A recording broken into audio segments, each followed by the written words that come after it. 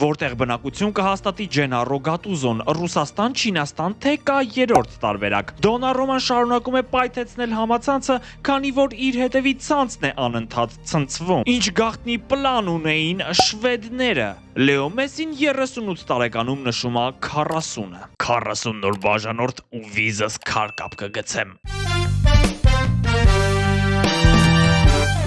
Հայտնի են գալիք աշխարհի առաջնության բոլոր մասնակիցները ու այնտեղ էլի չկան Հայաստանի եւ Իտալիայի հավաքականները։ Հայաստանը ինչ կապ ունի։ Ասում են շատ նման ենք։ Մի հարցում նման չենք հաստատ։ Իտալիայի ֆուտբոլի ֆեդերացիայի նախագահը հրաժարական է տվել։ Ասեցինք նման ենք, չասեցինք զույգ աղբերներ ենք։ Որակավորման փլեյօֆի եզրափակում Գատուզոյի սաները հանդիպեցին Բոսնիա եւ Հերցեգովինայի ընտրանուն, արդյունքում Սարայևոյում ասեղ գցելու տեղ չկար։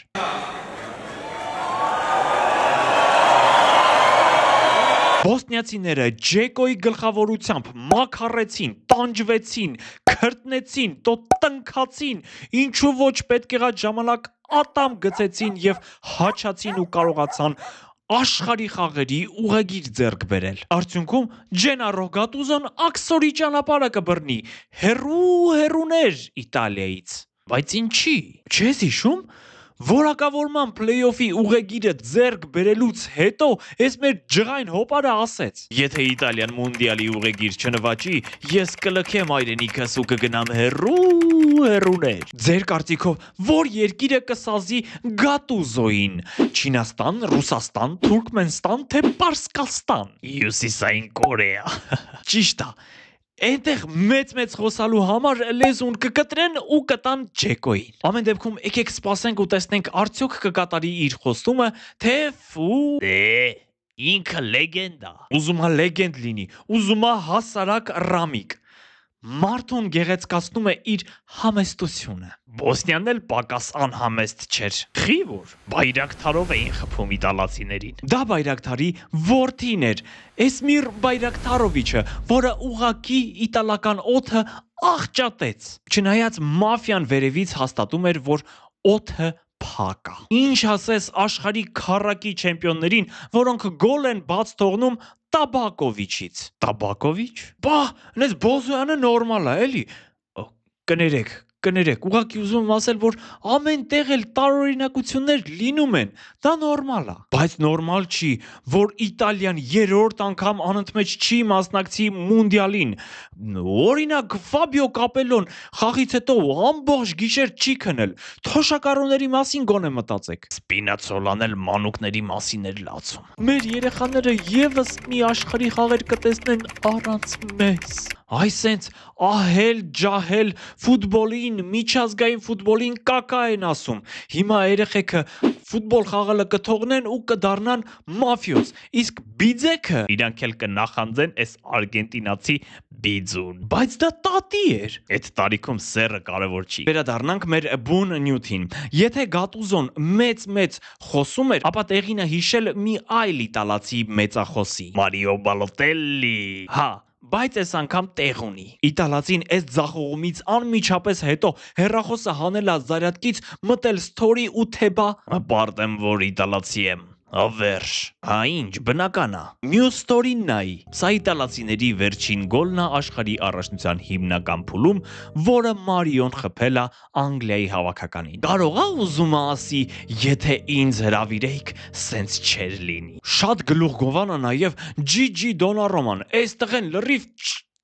չարախոս է։ Հոպ։ Նա հակահերոս է։ Հա ինչ, դրա համար հատուկ բաժին ունենք, չէ։ Ճիշտ է ասում։ Եկեք ավելի լավ անցնենք օրներգին, որի երկեցողությամբ իտալացիները երևի թե լավագույնն էին աշխարհում։ Մի քանի օր առաջ Ֆրեդի Մերկուրիի հետ էի խոսում, ասում ախպեր, գիտես ինչքան էներգիա տանում մի երգ կատարելը, այնքան որ ուզում եմ նստեմ զարյատկի։ Ասում եմ կարող է օրներգի վրա ծախսած էներգիան խաղի ժամանակ դաշտում օգտագործեին ու մի քիչ ավելի լավ լիներ։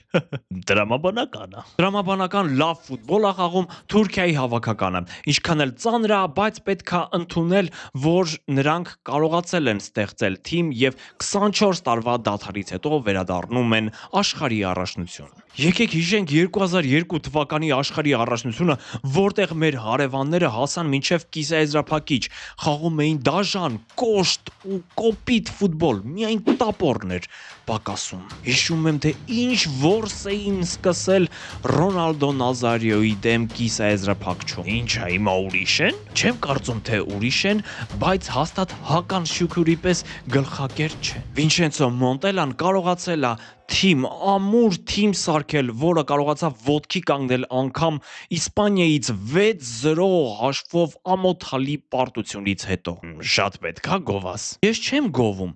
Ես փաստն եմ արձանագրում։ Ինչպես նաև փաստ է, որ մեր 19 տարեկանների հավաքականը հավասարի պայքարեց հենց նույն թուրքերի հետ ու կարողացավ ոչ ոքի 1-1 ավարտել խաղը։ Ինչ է դա նշանակում գլոբ։ Ապագա կա։ Այո։ Իսկ թե ինչպիսին կլինի այդ ապագան, միայն ու միայն մեր ձեռքերում է։ Իսկ մենք շատ մոտ ապագայում կխոսենք Հարի Մագուայրից, որը համ շինում, համ քանդում է Յունայթեդը։ Կխոսենք նաև Մեսսիի հերթական հաջողությունից, մեկ էլ շվեդական գաղտնի պլանից։ Մնացեք զմեզ հետ։ Ապրիլի 4-ին Լա Լիգայի շրջանակում Ատլետիկո Մադրիդը կընդունի Բարսելոնային, իսկ հավերժ անհաշտ Մալյորկային հյուր կգնա Ռեալ Մադրիդը։ Բունդեսլիգայում հետաքրքիր խաղ է սպասվում Շտուտգարտի եւ Դորտմունդի Բորուսիայի միջև, պակաս չի Լիլ Լանս խաղը Լիգա 1-ից։ Ու իհարկե Անգլիայի գավաթի քառորդ եզրափակիչ ամենահետաքրքիր Մանչեսթեր Սիթի Լիվերպուլ։ Ապրիլի 5-ին կհանդիպեն Իտալիայում Ինտեր Ռոմա, Ֆրանսիայում Մոնակո Օլիմպիկ Մարսել։ Manchester United ակումբը գիտես? Սատանալին եմ գիտեմ։ Հարի Մագուայրը քանդում է։ Իրականում համ շինում է, համ քանդում է այստեղեն։ Մինչ միջազգային դադարը Manchester United-ը խաղում էր Բորմութի հետ, որի ընթացքում Մագուայրը ուղիղ կարմիր քարտ ստացավ եւ հեռացվեց դաշտից։ Նման դեպքերում սովորաբար որակազրկում են 1 խաղով, բայց Հարին իր հասակին բնորոշ երկար որակազրկում է սպառնում։ Հիմա ինչ արել այդ Պոգբայի ամենաչսիրած ֆուտբոլիստը։ Ուրեմն, տեսնելով վերը նշված ծտերին տրիբունայում, սկսել է հերսոտել, վիճել, հրմշտել 4-րդ պաշտոնյային։ Ու դա այն դեպքում, երբ նրանք պետքա մի բռունցք լինեին եւ գոլ խփեին բոլորին, որ մյուս տարի չեմպիոնների լիգայում խաղային։ Աստորեն ստացվում է, հավանական որակազրկումը կարող է շատ վնասել Յունայթեդին, որովհետեւ ամեն դեպքում Մագուայրը մեծ ուժ է մանկունյական թիմում։ Դանի Կարվախալը վնասվածքից առաջ ու վնասվածքից հետո։ Սա Գավինա վնասվածքից առաջ ու վնասվածքից հետո։ Սա Վիկտոր Բոնիֆեյսն է վնասվածքից առաջ ու վնասվածքից հետո։ Oh my god! 120 կիլանոց։ Վնասվածքից բուժվելու ընթացքում այս ֆուտբոլիստը ընդամենը 3 ամսում քաշը կրկնապատկել է։ Դա սովորական պայմաններում անելու համար ուղղակի պետք է ամեն օր խոզի չալաղաջ ուտես։ Մինչև Նիհարի կարիերան կավարտի։ Իսկ ես կորցրել եմ 2 կիլոգրամ ընդամենը 1 շաբաթում, որովհետև շատ անուշադիր եմ։ Ջանլուիջի Դոնարուման այնքան շուտվանից է պրոֆեսիոնալ ֆուտբոլում, որ ինձ մեկ-մեկ թվում է, թե նրա մեռնելու վաղտն է։ Ֆուտբոլային առումով։ Բոսնիացիների հետ խաղի հիմնական ժամանակում նրա ելույթը դնենք մի կողմ։ Իր հույսով Իտալիան խաղը տեղափոխում է 11 մետրանոց հարվածաշար, բայց արդյունքում նա ոչ մեկը հետ չի մղում։ Վերջինը համարյա մղում էր։ Համարյան հաշիվ չի։ Բայց լավ, էդ էլ դնենք մի կողմ։ Այս ձիգզողը գնում ու ճղում է մրցակցի դարպասապահ Վասիլի Շպարգալկեն, որտեղ նշված էր, թե իտալացիները սովորաբար որ կողմ են հարվածում։ Այդ արդյունքում պարզվեց, որ Վասիլը կարող է ընդհանրապես դարպասին էլ չկանգնել։ Սա նույնն է, ոնց որ դասարանցուց շպարգալկեն ճղես, որ քննությունը չստանա, բայց հետո պարզվի, որ դասղեկը իր մաման է։ Ու այսքանից հետո այս իտալացին գնում, սկսում է գորգռալ, վիճել, հրմշտել, ամեն դեպքում, ինչպես նկատել է հայտնի ֆուտբոլասեր Գևորգ Սահակյանը, իտալացիները գուցե սրա համար են պատժվում։ Գուցե իրականություն կա սրա մեջ։ Գուցե Մատերացին հավերժանիցել է իտալացիներին ասելով. Ինձնից հետո թեկուզ ջրհեղեղ։ Այս փլեյոֆում պենալներից կաղում էին նաև դանիացիները։ Չեխերի հետ դիմակայության երկրորդ խաղը նույնպես ավարտվեց ոչ ոքի 2-2 հաշվով։ Ու հաղթողը բնականաբար պետքա որոշվեր 11 մետրանոց հարվածներով։ Բայց երևի դանիացիները այնքան վստահ էին իրենց հաղթանակին, որ ընդհանրապես պենալ չէին պարապել։ Նրանք 4 հարված են կատարել եւ դրանցից ընդամենը մեկն էր դիպուկ, ու իհարկե դա Քրիստիան Էրիկսենն էր։ Կռիսը թաքուն պարապել էր, չէ։ Ինքը Էնգլխից պարապածը։ Շատ հետաքրքիր ու լարված պայքարում անցավ Հայաստանի գավաթի քառորդ եզրափակիչ պատասխան խաղը Նոայի եւ Փյունիկի միջև, որը վերջնարդյունքում հաղթեց Նոան։ Թիմերից յուրաքանչյուրում իրենց լավ դրսևորեցին հայ կիսապաշտպաններ։ Արամ Խամոյանը շատ լավ եզրափակեց թիմային գեղեցիկ գրոհը, իսկ ահա Կարլեն Մկրտչյանը ասում Կարլեն Մկրտչյան։ Ճիշտ ես ասում։ Մի խոսքով Կարլեն Հովանիսյանը Կարլեն Մկրտչյան արեց։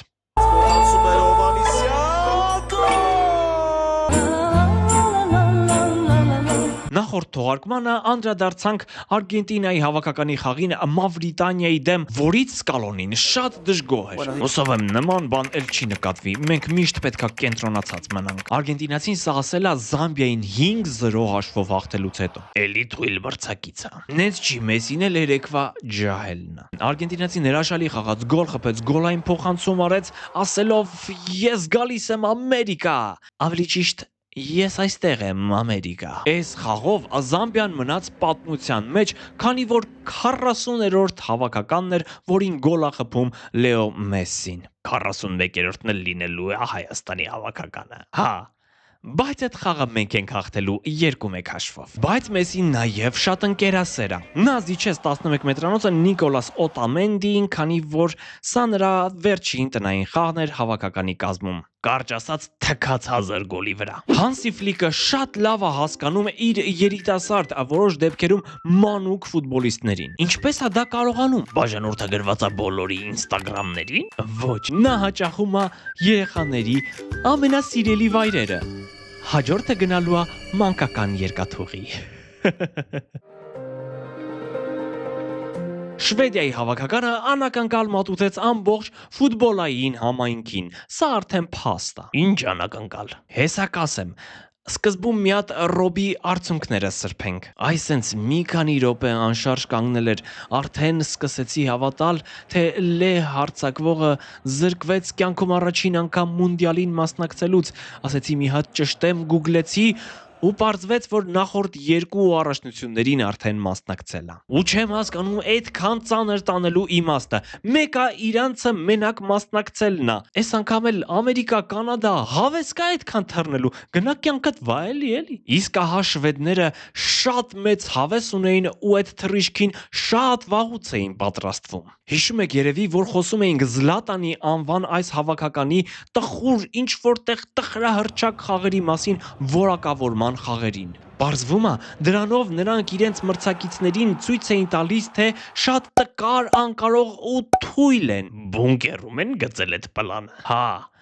Ու պլանի գլխում կանգնած էր Վիկտոր Գյոկերեշը։ Մենք այս շվեդ հարձակվողին անպայման կանդրադառնանք առաջիկայում շաբաթվա թիմի վիդեոյում։ Անպայման բաժանորդագրվեք, որ հանկարծ բաց չթողնեք։ Բայց դե նկարի համար սեթափը դրեց, մազերը դզեց ու էս են դեպքն է, որ դրա համար շվեդին բան չես կարող ասել։